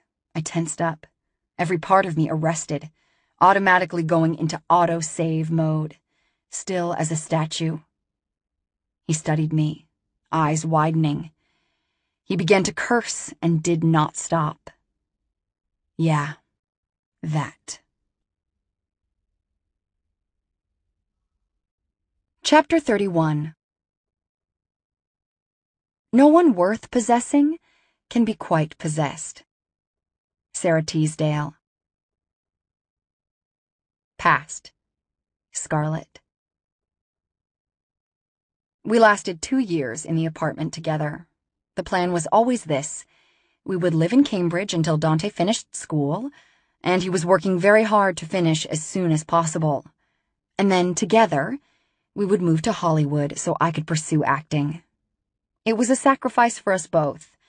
I didn't want to wait for my ambitions, and thanks to some memorably horrific trips with his father when he was younger, Dante hated LA.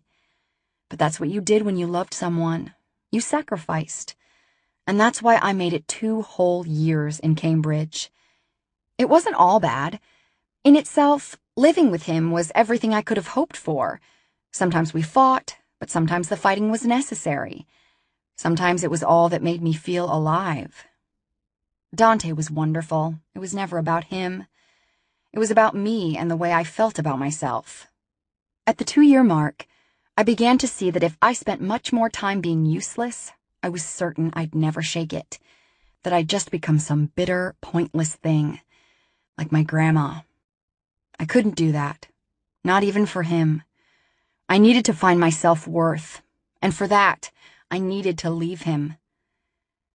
I feel like I'm stuck here, I told him over a dessert I'd made special just to soften the blow. Like I'm giving up my life for yours. Like the longer I stay here, the more I'm just going to shrivel up into someone I don't recognize. He stared at me. You said you'd wait for me, he said simply. He didn't even sound upset yet. He was still in denial. I did, and I'm sorry. I just can't stand it anymore.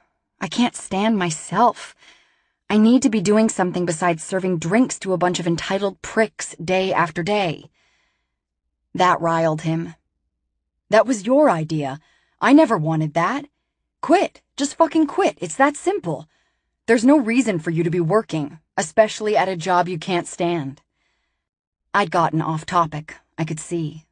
That's all beside the point. It's this place. It's being put on hold. I just cannot stand it, Dante. I'm starting to hate myself, and I need to find a way to change that. Can't you understand? His soulful eyes were tormented on mine. You're leaving me? I could barely stand it. I looked away. I'm not breaking up with you. Was that really an option for you? He asked, incredulous. You say it like you thought it over, like it could have gone either way. No. I saw the discussion getting away from me. It was going as badly as I'd anticipated. No, I never thought of that. We'll be together, of course, but long distance, until you finish here. Then you can come live with me. And in the meantime, I'm not putting my dreams on hold for yours. It was bad. He didn't take it well. In fact, he refused to talk about it for days, simply telling me it wasn't an option. Gently but firmly, I replied that it wasn't a question either. It's an awful thing to realize that even the love of your life can't make you complete. Not when you're as fucked up as me. But I was resolute. It would be torture to be away from him for such a long time. But there was no doubt in my mind that we would find our way back to each other. I had absolute faith in that. A month later, I was packing my things, a sullen but resigned Dante hovering over me. Just setting up the move made me feel a little more hopeful. I'd saved all of my waitressing money, every cent because Dante never let me pay for anything, and put it toward first month's rent on a small studio apartment in an area I couldn't have paid for by myself. Dante put down the last month's rent. Yes, he was helping me. That was the only way he'd let me go without a harder fight. That and weekend visitations, whenever he could manage to fly out or fly me back. Money had its perks, and that was a fact. He came to visit exactly 1 week to the day I flew away. He came with Graham's ring in his hand and a proposal on his lips. Well, it wasn't so much a proposal as him telling me that, of course, we were getting married. I put on the ring and didn't so much as consider turning him down. This had been a long time coming. Some promises are made before you ever say the words. Your mom is going to lose her mind, I told him later, after our 3rd round of celebrating. He stiffened, the chest under my cheek going stiff, and I knew I'd struck a nerve. I won't be telling her. No reason to. I couldn't blame him, but a part of me wanted to tell her myself, just to see the look on her face. That part was quickly overruled by any common sense I might have had. Even I knew better than to tangle with his mother. For a time, living apart didn't seem to so much as put the tiniest crack in our foundation. I missed him, of course I did, but I had a purpose now. I started to land small roles my first week, and just kept at it, feeling certain that it was my destiny.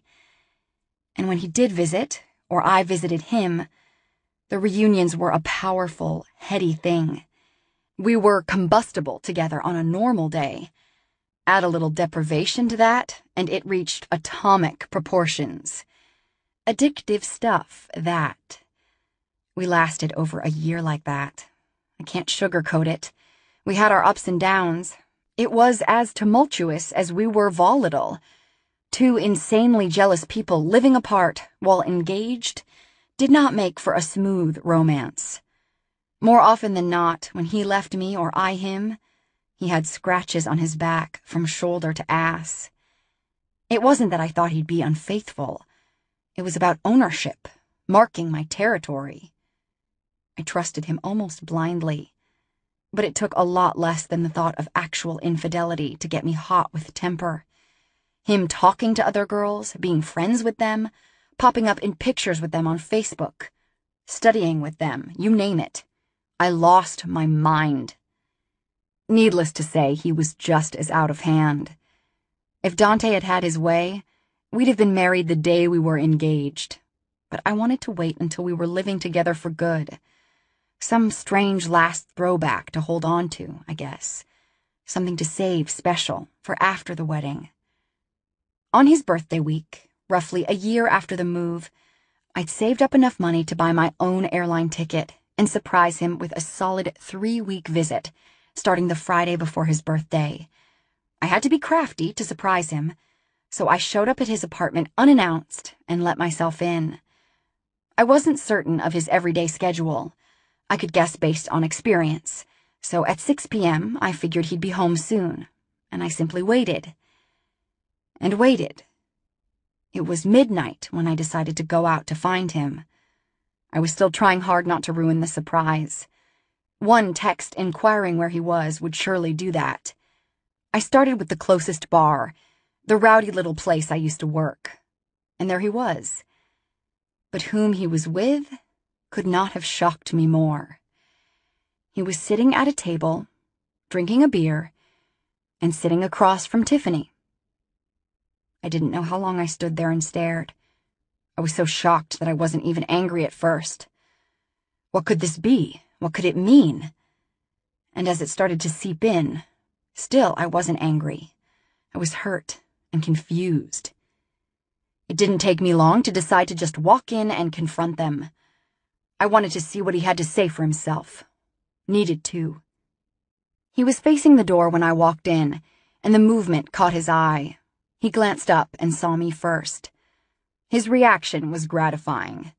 He stood up, moving to me, his happiest smile lighting up his face. He caught on right away. "You're surprising me for my birthday," he said, delight in his voice. I didn't answer with words. Instead, I waited until he'd moved close and rubbed up against him, pulling his face down to mine. I brushed my lips to his, once, then again, until he groaned and started kissing me. I took it further than I meant to. I'd meant to take it somewhere, sure, but what I did was more than I should have.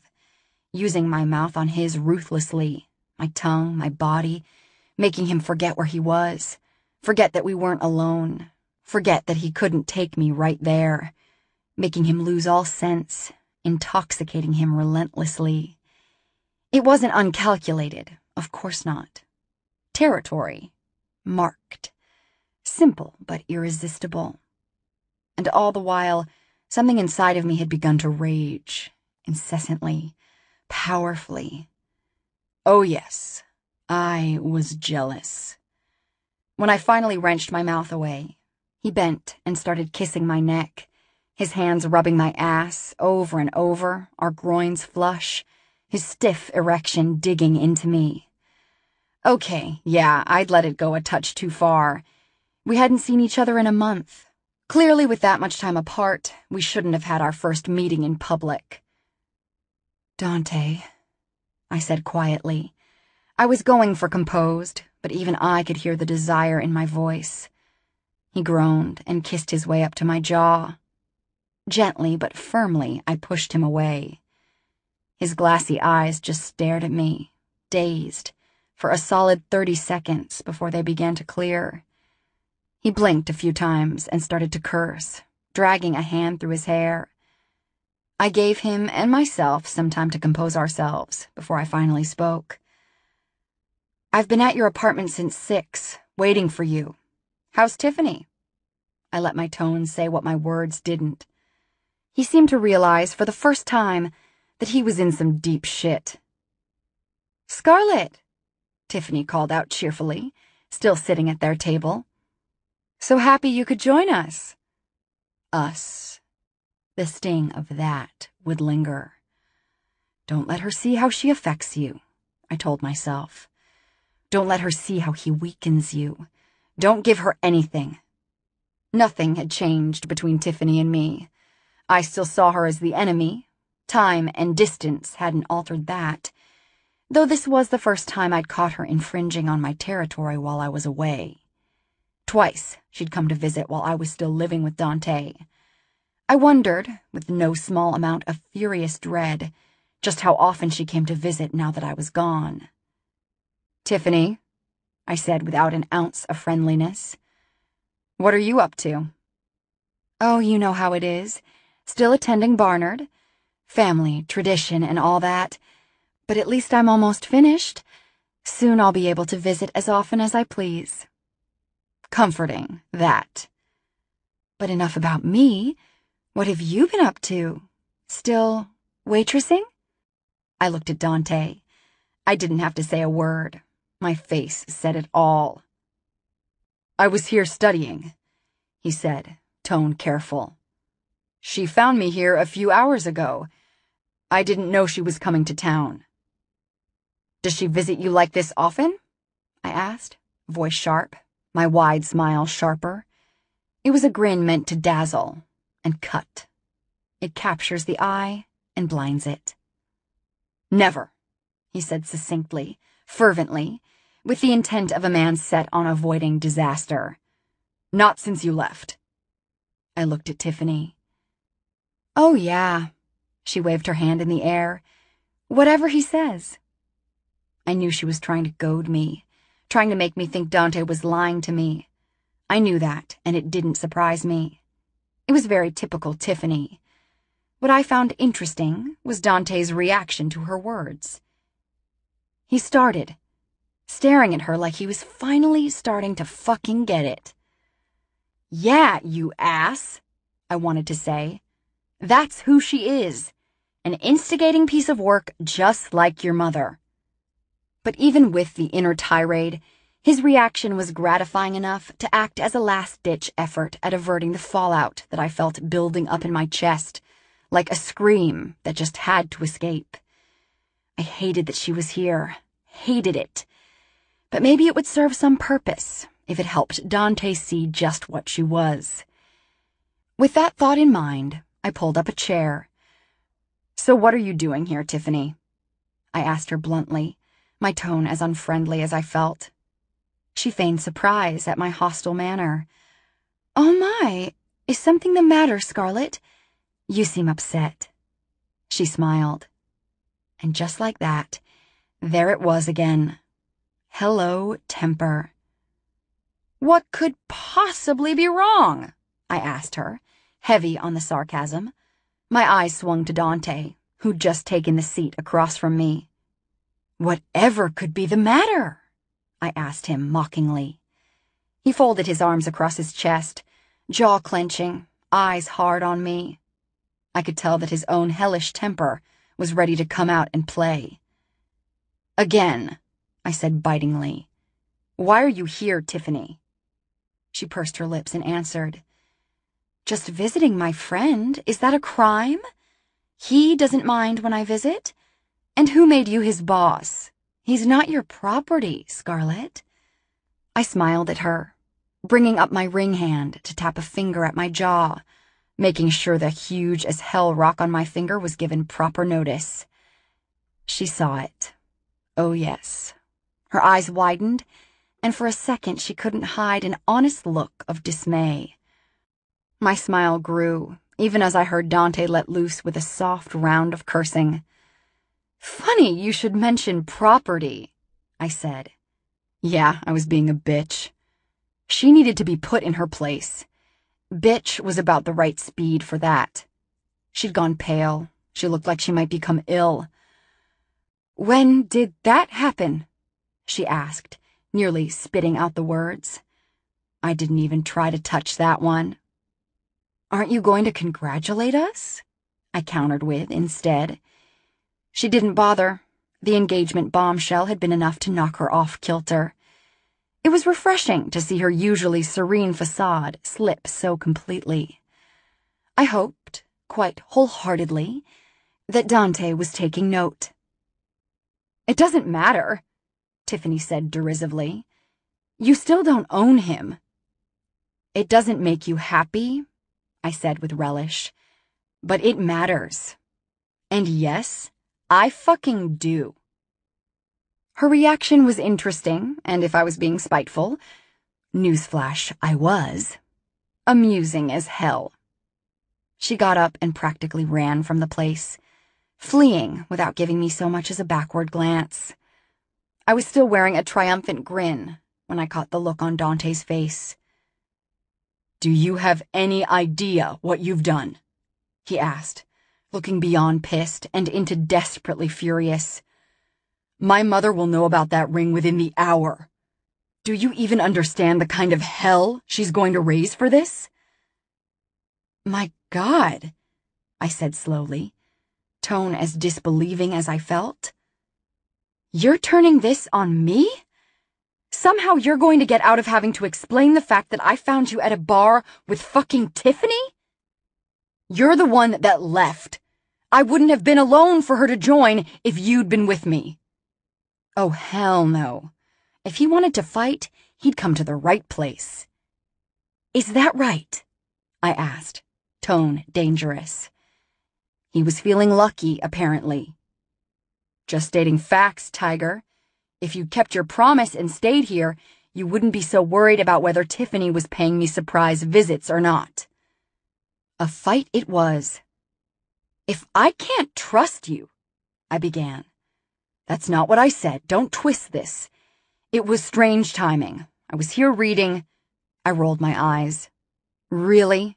Reading at a bar?" "Yes, I do it a lot, actually. I don't mind the noise. It's nicer than being alone." Ouch. Yes, point taken. "And she just walked up, sat down. I was as surprised to see her as you were." I studied him with narrow eyes. "And this is the first time she's visited you? Since I left, I mean." "Yes," he said without hesitating, eyes meeting mine squarely. "Where's she staying?" "I have not a clue. I never asked." "How long was she here before I showed up?" "A few hours. We mostly talked about everyone from high school. It was a boring conversation, to be honest. I was just being polite." His straight answers were getting to me. I could barely hold on to my anger when he just told me the truth without prevaricating. "What would you have done if I hadn't showed up? Would you have let her crash at your place?" The look he turned on me was real annoyance, mixed with a healthy dose of affront. "Of course not. What are you even thinking?" And just like that, I felt my anger deflating. I bit my lip. "Were you surprised to see me?" And just like that, he let go of his own anger and smiled. "Yes. How long do I get you for this time?" 3 weeks. His smile grew. "Best news I've had in a year. Holy hell, let's go home and celebrate." And we did. Oh yes, we did. I woke up the next day with a nasty cold. Fucking airplanes. If I'd been back in LA, I'd have just ignored it until it went away. No such luck with Dante. He nagged me until I went to the doctor, who did nothing but give me a 10-day round of antibiotics. I bitched and moaned about it, but 3 days in, I was feeling human again. It was a minor thing, quickly forgotten, though I'd have reason to dwell on it later. The 3 weeks went by in a flash, and it was harder than ever to leave him again, even knowing he'd be joining me in mere months. Before I left, we went to a local jeweler and found a ring for him. We had it sized to fit his finger, but he wore it around his neck, right next to the key to the cabin we'd shared on our very first time. I fingered the key as we said our goodbyes in the airport. I wonder how that old cabin is doing, I mused. Graham tells me it's the same as we left it.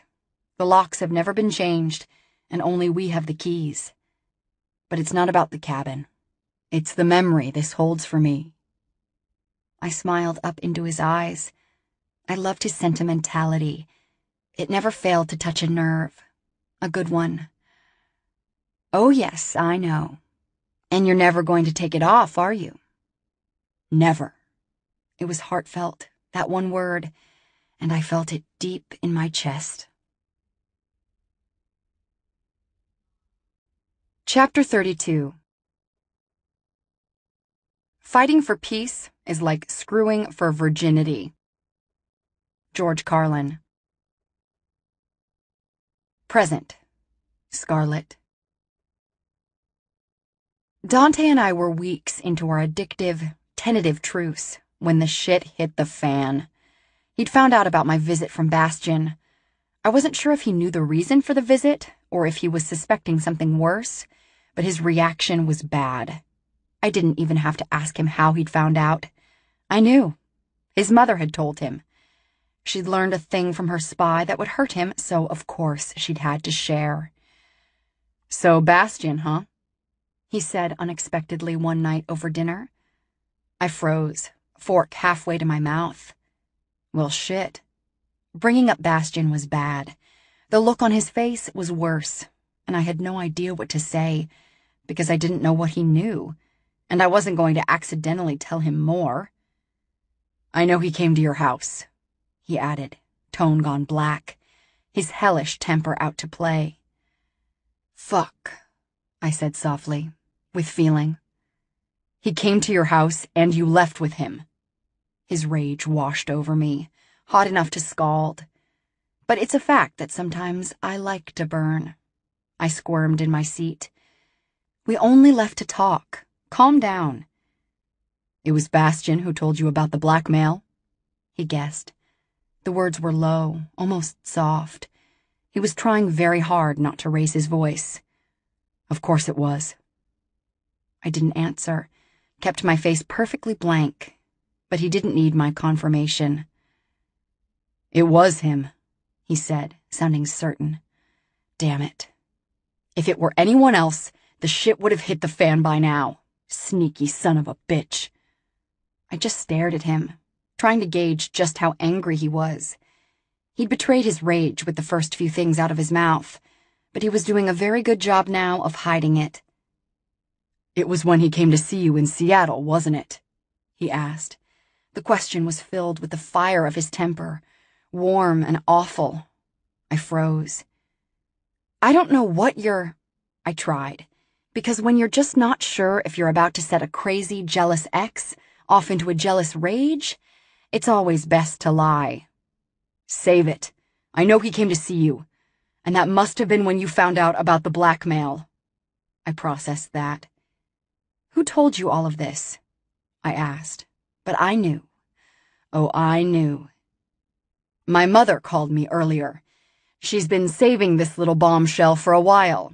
As you know, Farah keeps her well informed. Adelaide thinks you and Bastion are sleeping together, and she couldn't be more pleased about it. And of course, she wanted to make sure I knew every little detail. We are not sleeping together. We never have. Not even in Seattle, when you went up to his hotel room, for hours. His eyes were scary, his hands clenched and shaking on the table between us. If it were anyone but myself, I'd have been worried for my safety. Damn it, this was all going to end up in Bastion's lap, when all the guy wanted to do was help us.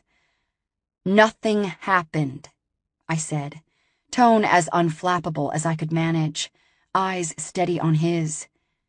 We did go off together, but all we did was talk. About you. About what your mother's been up to. You kissed him at the bar. There was the finest tremor in his voice, but it was a crucial one, like the very first crack in an unsteady foundation. You were all over him. You rubbed your tits against his chest. She told me everything. Fucking Farah hadn't gone easy on the details. Fuck. I thought of that night, the state I'd been in, and my own temper rose to the occasion.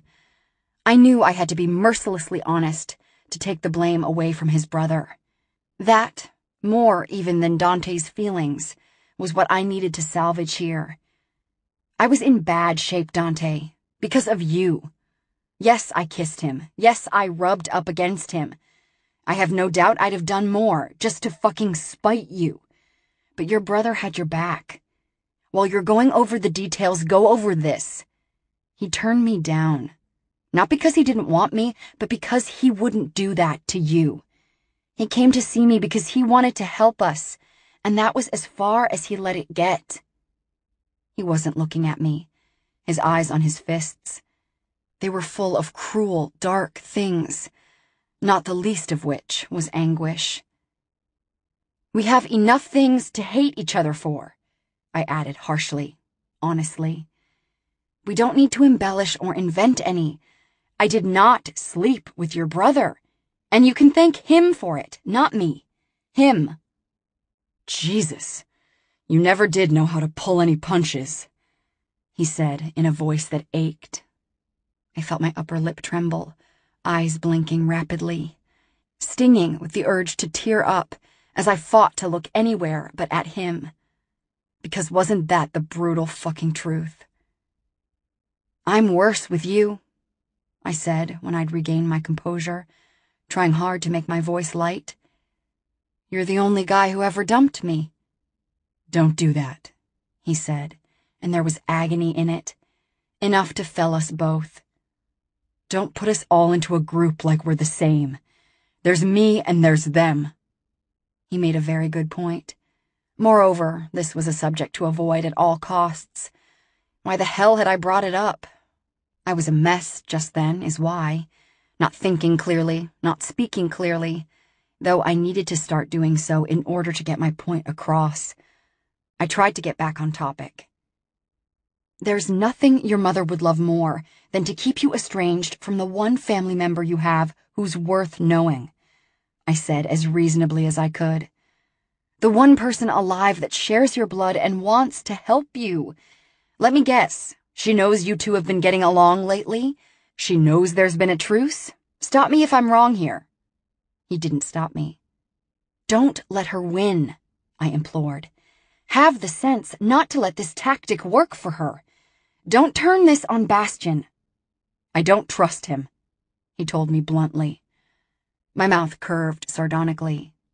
I don't trust anyone. What's that got to do with anything? He winced, and I didn't blame him. I felt the sting of it myself. What are you going to do? I asked him eventually, when I couldn't stand a second more of the silence. It was not his place to tell you anything. He had no right to do that, to put you in danger. He didn't know that's what he was doing. He's your brother. Half-brother, he corrected stubbornly. I glared. He's your blood, and he's trying to help us. Let him, Dante, please. It was as close as I'd come to begging, because it was a thing worth begging for. We needed any allies we could get, and there was no doubt in my mind that Bastian was a strong one. He was motivated, resourceful, spiteful, all things I admired, all things I related to, all things we'd need in spades if there was any chance we'd come out on top of this mess. Also, any enemy of Adelaide's was a freaking best friend of mine. I couldn't tell if he was still angry, or rather, how angry he was.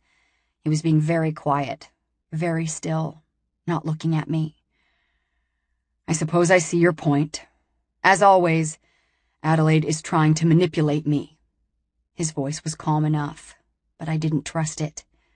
As always, I agreed. And it is a sore subject. His eyes flashed at me, and I saw the full force of what was still there, simmering under the surface. He wasn't going to lose it, but he was still furious. And it wasn't just going to go away on its own. Lucky for us, I had just the thing. I shifted restlessly, biting my lip as I stared right back. His rage was nothing new, nor my reaction to it. He glared at me, and it didn't help. Was I turned on? Absolutely and abundantly so. It was twisted and captivating, irresistible.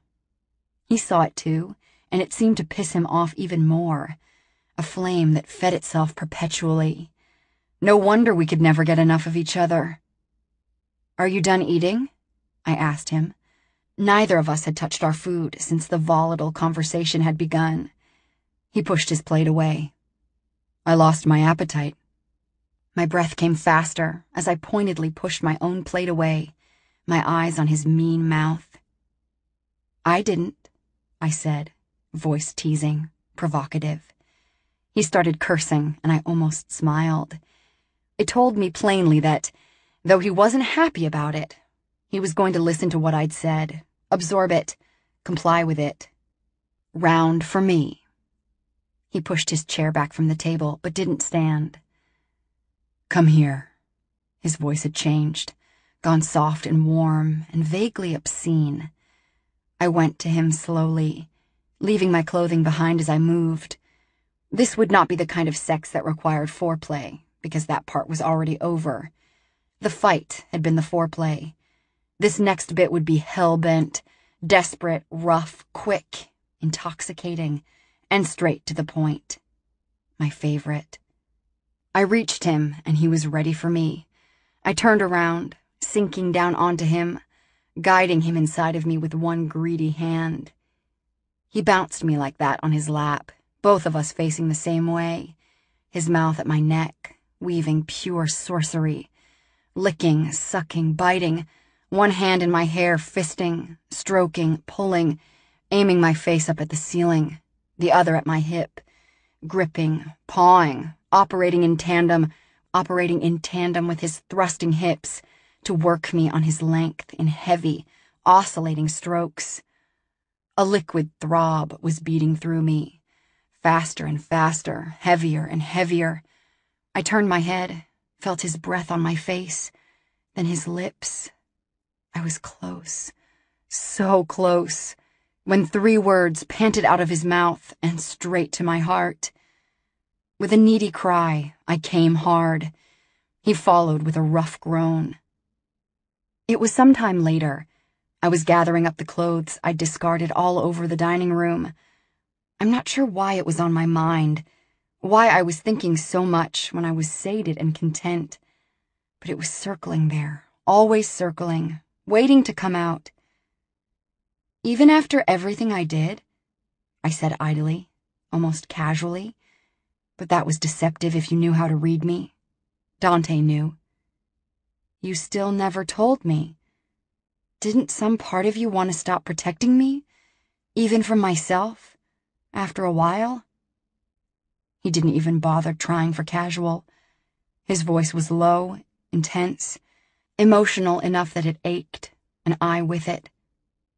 "No. No part of me has ever wanted to stop protecting you, even from yourself. I only wish I'd done a better job. I wish I could have protected you from everything." That hurt as much as it healed, and I found myself bracing against the table, trying to keep my balance as I reeled. I was too conflicted about this, so much so I felt at war with myself. There was anger there, oh yes. The things he'd kept from me were unacceptable and detrimental. But also there was regret, so much of it. It nearly took me to my knees. But overriding all of that, the strongest urge was a pervasive softening, a tenderness for my lover who had fought, at all costs, for my freedom. Tenderness won for the moment, but only with brute force. It was simple. It was the strongest, so it won. But I had no doubts that the others would be back to fight another day. Dante noticed my slip, and he lifted me onto the table, perching me there, cupping my face, and tilting it back to study me carefully. Silently and solemnly, I studied him back. He was a complicated man, manipulative, ruthless, savage. In his eyes was an enigmatic power over me that was exclusive to him. The king of all my regrets, the architect of every last drop of joy I'd ever tasted, my tormentor, my savior. I looked into his eyes and saw the infinite universe, because everything I needed was in them. It all ended and began right here, with us. It always had. Now, if there was only some way we got to keep it. I wondered with no small amount of trepidation whether Adelaide would ruin us this time, or if we'd do it to ourselves. Dante clearly had other things on his mind. He moved between my thighs, his tireless cock hard and ready again. He fucked me on the edge of the table, my body jarring sensually, jolting and bouncing tantalizingly with each thrust, his hands anchored on my hips to keep me on the edge, poised at the perfect angle, eyes on mine to the very last. He only looked away for one brief moment when he came, when his spine bowed backwards, neck arching as he lunged to the end of me and held himself there. Watching him lose it brought me over, both hands clinging to his nape, eyes devouring him like he might disappear. Afterwards, he carried me to bed, which was fitting. I let him. I was limp, too weak to stand, let alone walk, and it was all his fault. Chapter 33. If you're losing your soul and you know it, then you've still got a soul left to lose. Charles Bukowski. Past. Dante. The moment I entered my apartment, I knew something was wrong. I didn't see anything at first glance. Nothing was messed up or askew. It was more of a feeling in the air. A presence where there should have been only emptiness. But I didn't see anyone. The entryway was empty, as well as the living room, the small dining room as well. But it was there that I saw something different. On the table, splayed out in a fan, was a thick stack of 8 by 10 pictures. Something sharp and unpleasant twisted in my gut. Before I ever saw what they contained, I felt sick enough to retch. I knew. Somehow I just knew that I was looking at my ruin. I approached the table with no small amount of trepidation. I didn't touch the pictures. Much like finding the scene of a crime, I didn't dare disturb it or leave behind any sort of mark.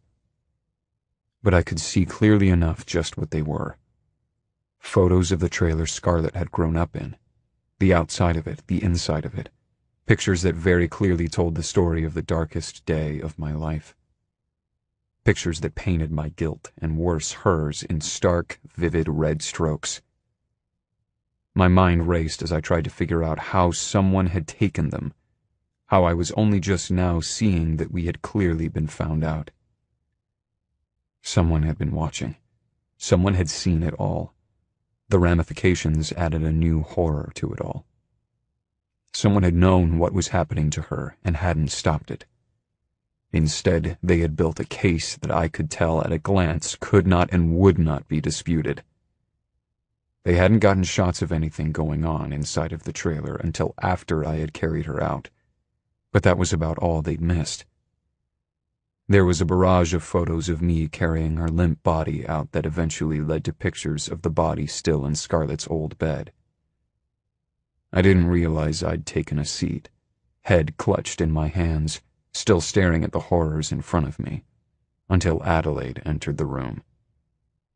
I looked up, still too shocked to react. It was offensive how put together she looked, how polished she'd made sure to be for the destruction of her only child.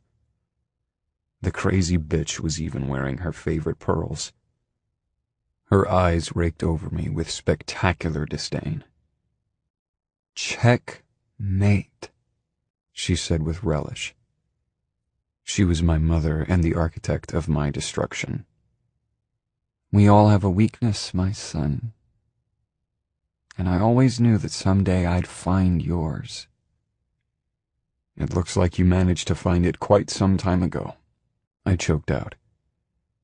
I never bothered to ask her why. I knew. Control was everything to her. My whole life we'd been locked in a struggle for power, and while I'd just been fighting for freedom, she'd been playing to win. What do you want? I asked her. All was not lost just yet. Perhaps we could negotiate. Dump that piece of trash for starters.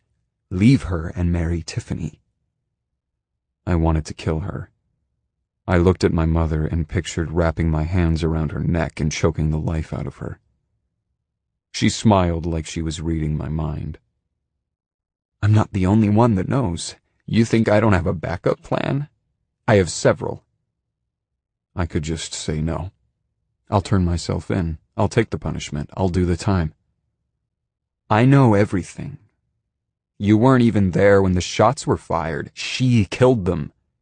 She killed a cop, and she'd never let you take the fall for her. That girl is a fool. She'd go down with you. She smiled when she caught my unguarded reaction to that. You know it as well as I do. If you go down, you'll go down together. Pick your poison, son, my way or yours. I won't marry Tiffany. Not fucking happening. Dream on. She shrugged as though she'd been expecting that. She probably had. An engagement, then. 1 year. Give it a chance. You might find it's to your liking to be with a girl of your own class, and if it's not, feel free to break it off. Whatever. So long as you don't taint the family tree with that Thoreau girl, I'll let you do what you like. A year? No fucking way. 6 months, then. And that's it? You just expect me to stay away from Scarlett indefinitely? No. I'll take my chances the other way. 5 years. Stay away from her for 5 years, and I'll leave you alone. That'll be long enough, I think, for you to realize what a silly idea she was. Time enough for you to grow up and grow out of her. And in 5 years, if I go back to her, you'll just let me? She shrugged. You won't. You'll have forgotten her name by then. But if by some miracle you haven't, fine, you can go play with the trash to your heart's content. It was a frightfully quick interaction. My entire life changed in a few short sentences, a handful of minutes. My mother insisted on being present when I called Scarlett. She didn't trust me to go through with any of it on my own. I had no opportunities to warn Scarlett, to try to make it better, to do anything but what I was instructed to, which was brutal and swift. I went a little numb as I made the call. I knew just what to say. That part was simple. It was too easy to convince her. She was always waiting to be abandoned, to be thrown away. I knew that. This doesn't work anymore. We don't work, I heard myself saying at one point. Nonsense like that rolled out of my mouth, my eyes on my mother all the while. Her freedom or her love, those were my choices. It was no choice at all, but it broke us all the same. Chapter 34. A man can be happy with any woman, as long as he does not love her. Oscar Wilde. Present. Dante. We'd lapsed into some semblance of normal faster than I could have hoped for. We had our issues, of course we did. Our history was long and destructive. I knew we'd be working through some of it for years. I'd never been naive enough to imagine otherwise. Not for 1 second had I ever been that delusional. I tried my best to be patient. I tried my hardest to stay hopeful when I saw her internalizing everything, when what was needed between us, now more than ever, was communication. I let things slide, let issues drop that perhaps I shouldn't have, all with the assumption that she just needed more time. It wasn't easy, though, and it wasn't natural or right. I thought I was showing some rather impressive restraint with her and her boundaries, but sometimes I just could not take it. It was when I caught her face in the moments when she didn't realize I was near. It was what I saw when she wasn't trying to hide that made me realize how much she was keeping bottled up inside. The haunted look in her eyes, the pain embedded into her every unguarded expression. All of it spoke of the burdens she was carrying, alone. That I could not take. That I could not let slide. It was dark out. I'd just come home, but she'd beaten me to it for once. They must have wrapped up early for the day. She was out on the balcony, attached to our bedroom, wearing a bathrobe, her hair still wet. She was hugging herself like she had nothing else in the world to hold on to, her posture one of defeat, her face set into stark lines. The eyes she aimed out at the night were full of vile things, old memories, old nightmares. My God, where did she go when she did this to herself? I could hardly stand to even guess it. And I could not take it. Could not take another day with her doing this to herself. I joined her out on the balcony, loosening my tie as I moved. She started when I opened the door, turning to me. She schooled her face when she realized she wasn't alone, but I'd seen it. Every last ounce of the despair still written on her. I held out my arms to her, but she wouldn't even take that.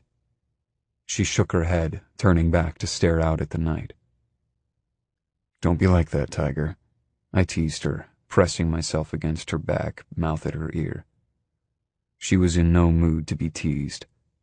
"Listen," she said, voice tense and brittle. "I'm not saying this to pick a fight, but sometimes I just need to be alone. I don't want to be comforted, I just want to be alone." That was foreign and wrong.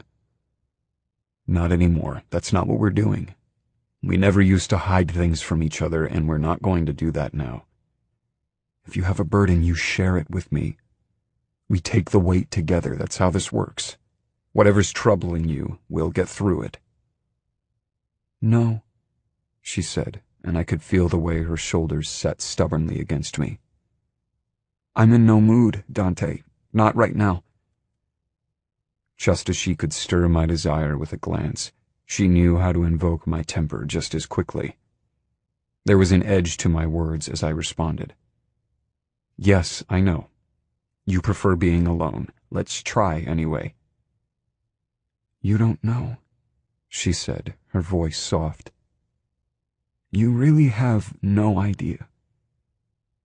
Soft or hard, it was the last fucking straw. I was tired of hearing it, the same words spoken for different reason, all with a meaning known only to her. I was sick of her saying it, but even more sick of her using it as a shield against me. "What don't I know? Let's have it. About the men? I know about every single one. And frankly, if there's something that could hurt me more than them, I can't imagine it." That set her off. Of course it did. It was unfair of me to mention it, even if it was only the absolute truth. She shrugged me off, moving a few angry strides away to glare. "What about you? Do you really have the nerve to go there? You were no saint when we were apart." To tell or not to tell, which thing was more hurtful? More lies or the savage, unbelievable truth? A saint? No, of course not. Not for a day in my life. I took a very deep breath, let it out. This was going to be bad, but I was done dealing with her in lies. But there were no other women. I rolled my tongue around my mouth and added, "Not one." Simple, complex, hurtful. She sent me a look that was as crushed as it was disbelieving. "What? What are you saying? I saw you." I fucking saw you. What the fuck are you talking about? She was close to screaming by the end. Even as she questioned me, I saw that she was starting to understand it, to believe. Everything with Tiffany was fake. Part of the arrangement I made with my mother. I agreed to a 6-month engagement with her to keep you out of prison, but it was a ridiculous failure. I never so much as kissed her. I agreed to those pictures for the same reason, but it was all fake. I never touched her beyond what you saw. She was backing away from me, hands in her hair, pulling. She looked deranged and completely heartbroken. I couldn't stand it. For every step she retreated, I advanced. We would get this out so we could work past it. It was as simple as it was hurtful, and I was determined to get it done. To put it behind us, if that were possible. Liar, she said, voice weak, tears running down her face. I just stared at her for a beat, 2, letting her see in my face my absolute sincerity. I've told plenty of lies. I can't deny that, but I promise you,